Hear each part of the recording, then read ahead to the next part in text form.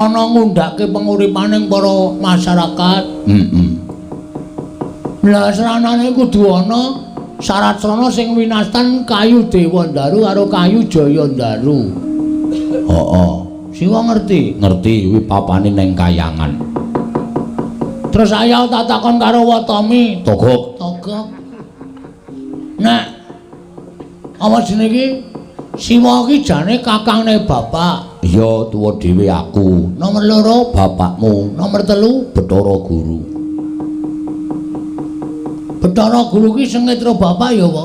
Oh wis suwe. Mergo bapakmu ngantekan seprene iki ora tau gelem sembah, ora tau gelem tata krama karo Bathara Guru. Ya mergo bapakmu ki mendem rasa mangkel karo Bathara Guru. Nek jane aku dhewe iki ya mangkel. Mergo diapusi karo Bathara Guru. Nganti saiki guru dadi dewaning para dewa iki mergo aku disingkirke ning jagat karo bapakmu. Wah bener. Heeh, terus Bathara Guru rawuh ning nggon aku njaluk Dewandaru Jayandaru dadi geger. lho. Geger Aku mungsuh apa jenenge dewa-dewa perang. Mulai Edan kowe iki. Kowe iki mung ditakoni karo dewa. nyatane menang kok.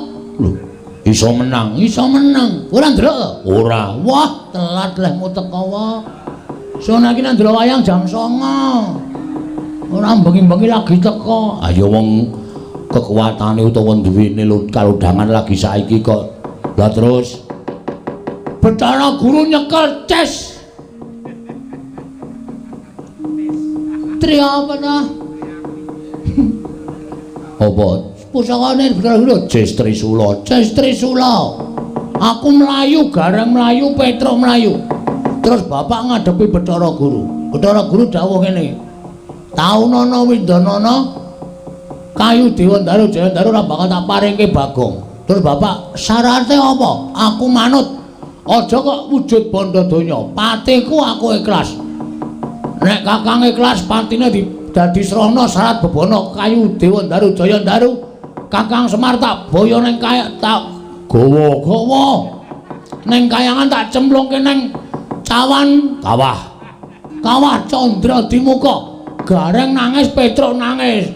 Gareng ya melu, Petruk ya melu. Lah saiki Semar karo Gareng karo Petruk digawa adimusi sapa? Bathara Guru kuwi ketoke arep dipateni nang kawah Candra Dimuka wae. Dengan piye? Wah, cangkeme kuwi.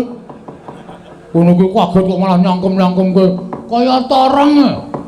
Torong dengkulmu tenan kok.